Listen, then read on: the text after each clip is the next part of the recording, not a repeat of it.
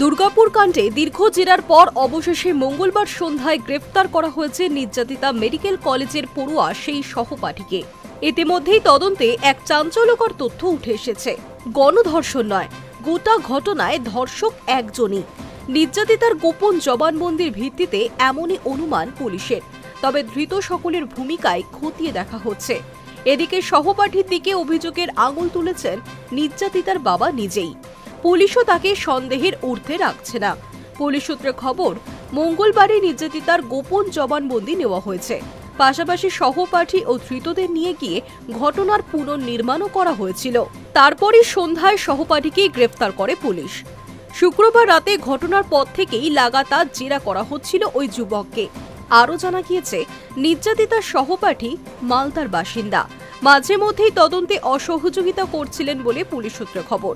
তিনি বাকি অভিযুক্তদের শনাক্ত করেছেন। পুলিশ জানিয়েছে, ঘটনার প্রত্যেকটি দিক খতিয়ে দেখা হচ্ছে। নির্যাতিতার চিকিৎসা চলছে, পাশাপাশি তার মানসিক অবস্থার দিকেও নজর রাখছেন চিকিৎসকেরা।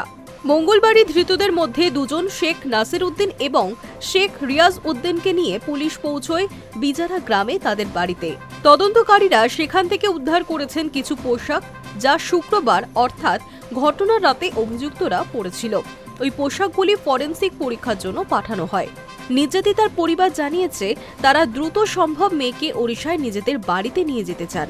তরুণী বর্তমানে হাসপাতালে চিকিৎসাধীন রয়েছে। হাসপাতালের সর্বশেষ মেডিকেল বুলেটিনে বলা হয়েছে, তিনি আগের থেকে ভালো রয়েছেন এবং তার শারীরিক অবস্থা স্থিতিশীল। কি ঘটেছিল? সূত্রের খবর, গত শুক্রবার রাতেই দুর্গাপুরের মেডিকেল কলেজের ছাত্রী কলেজের হোস্টেল থেকে এক বন্ধুর সঙ্গে খাবার খেতে বাইরে বেরিয়েছিলেন।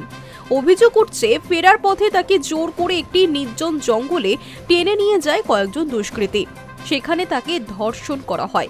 নির্যাতিতার পরিবারের দাবি, অভিযুক্তরা তার মোবাইল ফোন কেড়ে নেয় এবং ৩,০০০ টাকা চায়। মেয়েটি টাকা দিতে না পারায় তাকে মারধরও করা হয়।